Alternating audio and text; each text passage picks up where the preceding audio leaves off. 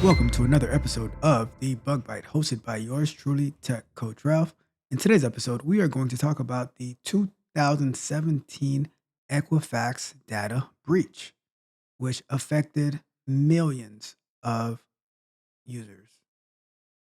So let's get into it.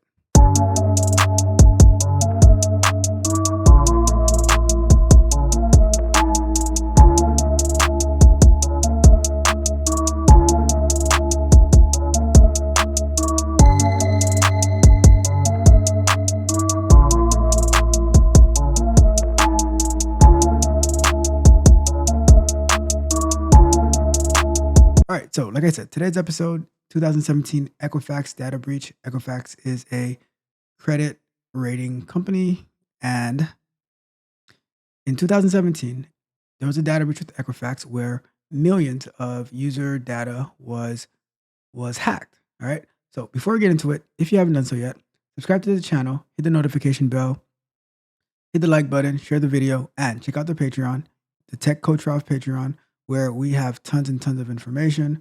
You get access to me editing my resume, You get access to me, why my LinkedIn is set up the way that it is, and all of the tools and resources that I use. So check it out if you haven't done so yet. And I guarantee you'll find tons and tons of value. You can also interact with me and you can make specific requests, where I promise you I will get to it and, give you that information that you need. All right. But let's get back to Equifax and what happened in 2017.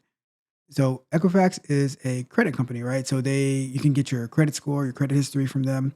And what happened is they were hacked, and millions of user data from United States, from Britain, from Canada were given up. So let's get into it. All right.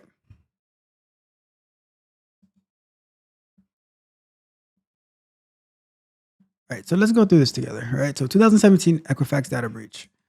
The Equifax data breach occurred between May and July 2017, so about 2 months, at the American Credit Bureau Equifax. Private records of 147.9 million Americans, along with 15.2 million British citizens and about 19,000 Canadian citizens, were compromised in the breach, making it one of the largest cybercrimes related to identity theft. In a settlement with the United States Federal Trade Commission, Equifax offered affected users settlements funds and free credit monitoring.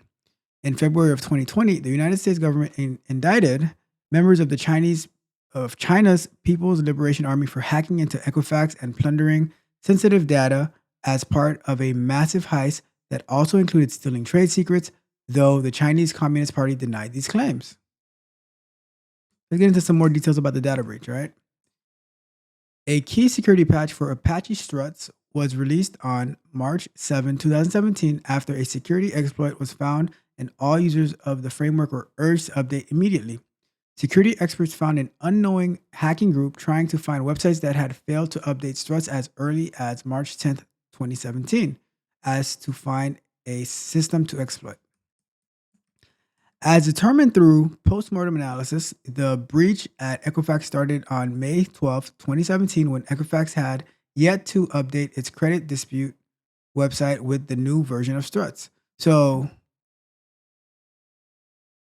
what is a postmortem, right? A postmortem analysis. So, usually you'll get a postmortem when something goes wrong, maybe a bug or hotfix needs to be done, a bug in production. Then you do a postmortem, so you can say, like, you're analyzing. It's like you're asking why, right? Why did this happen? What went wrong? How do we prevent it? When you were in elementary, who, what, when, where, and why, right? Sometimes how, you know? So you do a postmortem where you answer all those questions, and, how do you prevent it from happening again in the future, right? So that's what Equifax did. And so that's what they determined, right? In their postmortem, the breach at Equifax started on May 12th, right? So it started on May 12th when Equifax had yet to update its credit dispute website with the new version of Struts. So the security patch released for Apache Struts was released on March 7, 2017, right? So we have March 7th to April 7th, and April 7th to May 7th. So that's like 2 months plus 5 days, right? That they did not update the Apache Struts yet. right? So there's 2 months in between, and Equifax handling sensitive customer data, right? So social security numbers, um, account numbers, all of that stuff, right? It took them 2 months to update, or maybe not even 2 months to update because it didn't happen yet, right? The breach started on May 12th. So, right? And what happens with that? Like, so if you're not familiar with the software development process, right? Depending on how the teams work nowadays, just about everyone is working in agile, whether they're working in Kanban or they're working in Scrum, right? But tickets get prioritized, stories get prioritized, and so it's possible that they could have seen this as, we need to do this upgrade, we need to do tech debt. Maybe they didn't properly prioritize like how severe this potential patch was, right? So then what happens is it gets pushed on the backlog because there might be other pressing things that need to be done. And because it gets pushed, suddenly you have someone in your system. Okay. So the hackers used the exploit to gain access to internal servers on Equifax corporate network. The information first pulled by the hackers included internal credentials for Equifax employees, which then allowed the hackers to search the credit monitoring database under the guise of an authorized user. So they didn't even go straight to the, like, because you know for the hackers it might be difficult to go straight into the system that has all these millions of people's data. However, they were able to get into the system. It's it's not necessarily social engineering, but th- they hacked the internal database to get users' credentials, like the employee credentials, and then use those employee credentials to access to the wider database that has everyone's information, right? So, using encryption to further master searches, the hackers performed more than 9,000 scans of the database, extracted information into small temporary archives that were then transferred off the Equifax server to avoid detection and removed the temporary archives once complete. The activities went on for 76 days until July 29th, when Equifax discovered the breach, and subsequently by July 30th, 2017, shut off the exploit. At least 34 servers in 20 different countries were used at different points during the breach, making tracking the perpetrators difficult. So these are some really smart hackers. They covered their steps really well, right?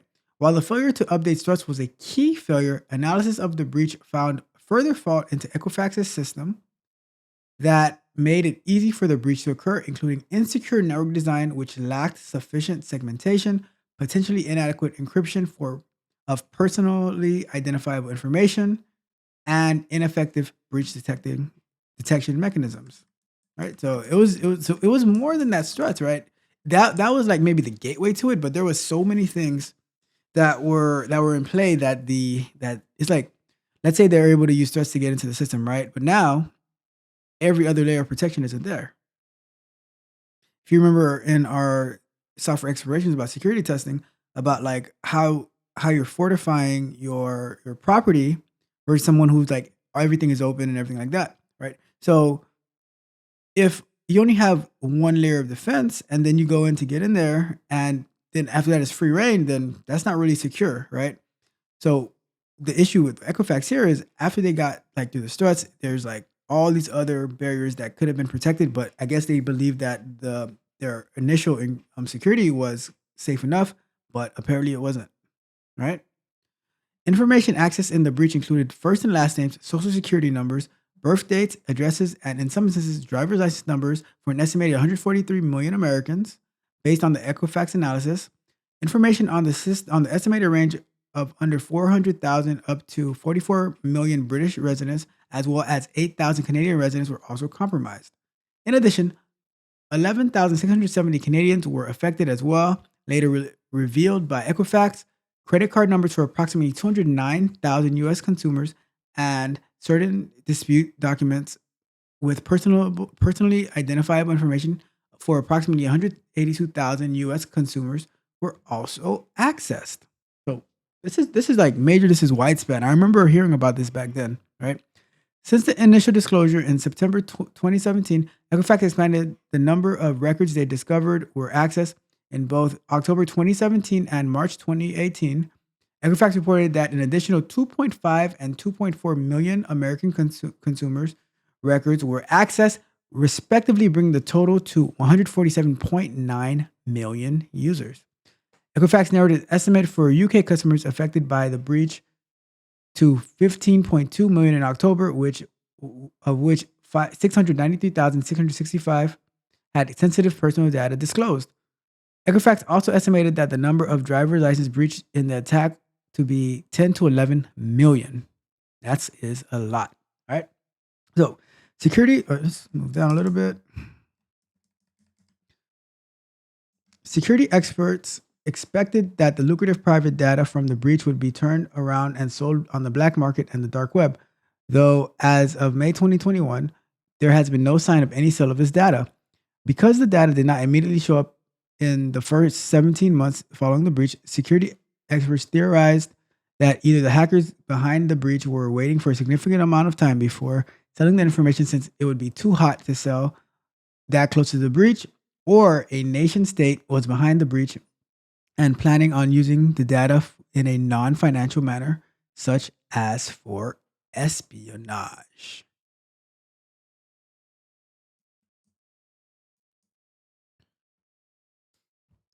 So let's take a look at the disclosure and the short term responses. On September 7th, 2017, Equifax disclosed the breach and its scope, affecting over 140 million Americans. VentureBeat called the exposure of data of 140 million customers one of the biggest data breaches in history. Equifax share dropped 13% in early trading the day after the breach was made public. Numerous media outlets advised consumers to request a credit freeze to reduce impact of the breach. On September 10th, 2017, 3 days after Equifax revealed the breach, Congressman Barry Ludermick, Republican from Georgia, who had been given $2,000 in campaign funding from Equifax, introduced a bill to the U.S. House of Representatives that would reduce consumer protections in relation to the nation's credit bureaus, including a capping potential damages and a class action lawsuit to $500,000, regardless of the class size or amount of the loss. The bill would also eliminate all punitive damages. Following criticism by consumer advocates, Ludermick agreed to delay consideration of the bill pending a full and complete investigation into the Equifax breach. On September 15th, Equifax released a statement announcing the immediate departure and replacement of its chief information officer and chief security officer. The statement included bullet point details of the intrusion, its potential consequences for customers, and the company's response. The company said it hired cybersecurity firm Mandant on August 2nd to investigate the intrusion internally. The statement did not specify when the U.S. government authorities were notified of the breach, although it did assert the company continues to work closely with the FBI in its investigation. On September 28th, new Equifax CEO Paulino Dorrego Barros Jr. responded to the criticism of Equifax by promising that the company would, from early 2018, allow all consumers the option of controlling access to their personal credit data, and that this service would be offered free for life.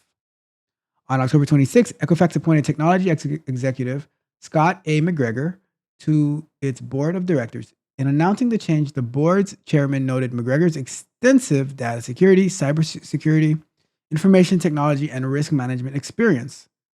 Street Journal reported that he joined the board's technology committee, which has duties that include oversight of security.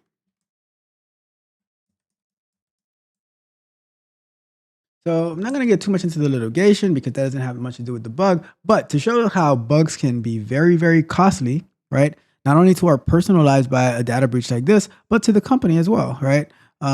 Which it's interesting because they're offering all this stuff for free, but they also have to pay billions in damages, right? So let's go through that real quick.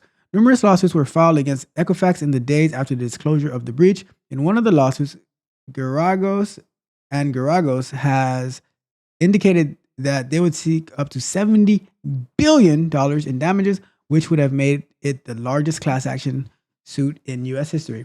Since October 2017, hundreds of consumers had sued Equifax for the data breach, some winning small claims cases in excess of $9,000, including actual damages, future damages, anxiety, monitoring fees, and punitive damages.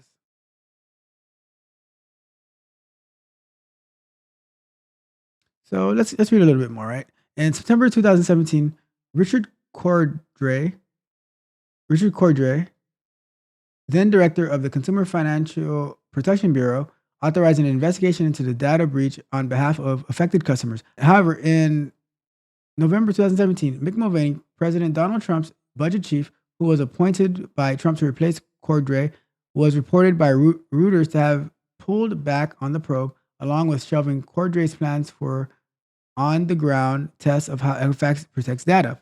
The CFPB also rebuffed bank regulators at the Federal Reserve Bank, Federal Deposit Insurance Corporation, and Office of the Comptroller of the Currency, who offered to assist with on site exams of the credit bureau.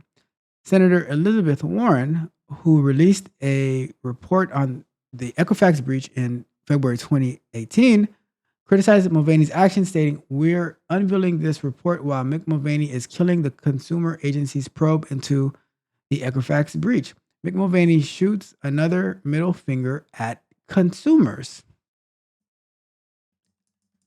And finally, on July 22nd, 2019, Equifax agreed to a settlement with the Federal Trade Commission, 48 U.S. states, the CFPB, Washington, D.C., and Puerto Rico to alleviate damages to affected individuals and make organizational changes to avoid similar breaches in the future.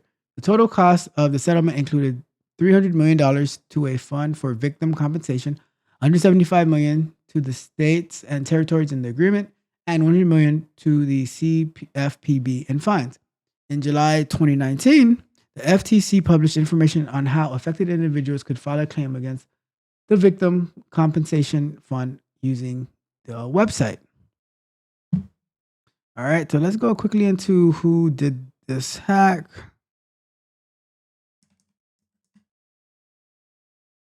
The United States Department of Justice announced on February 10th, 2020, that it had indicted 4 members of China's military on 9 charges related to the hack, though there has been no additional evidence that China has since used data from the hack. The Chinese government denied that the 4 accused had any involvement with the hack.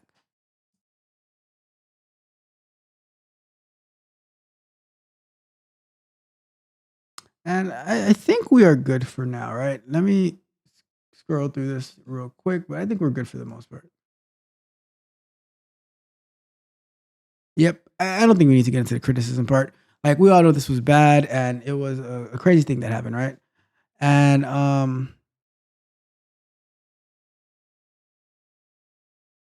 yeah, we know this was bad. This was a crazy thing that happened. We don't have to get into the criticism because I'm sure we heard it all from all the different news medias and the opinions and feelings of them. So let's go here. Let's go back to our full.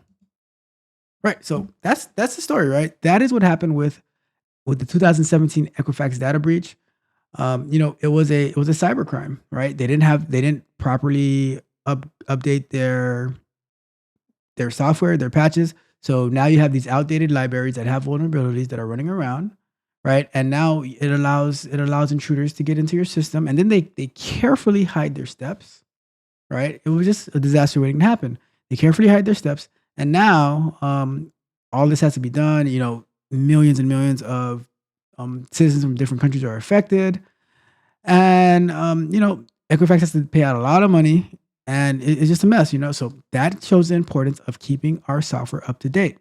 Like, I like to update my software because sometimes you're like, oh, I don't want to go through the hassle of updating everything, updating the libraries and the application that we're working on. But that if you want to prevent hackers from getting into your system, you need to upgrade, because especially when it's those security patches, right? If it's like a feature that you don't really care for, that's one thing. But when it's a security patch, you always want to update, because without updating it, you don't know who can get into your system. Okay, so that is the story for today. It's the 2017 Equifax data breach, and I appreciate you for being here. If you haven't done so yet, subscribe to the channel, hit the notification bell so you can know every time we go live, every time we drop a new video, and like the video, share the video with a friend, with a family member, anybody who, like, just share it, right? Because somebody can find it useful. Share it to your network.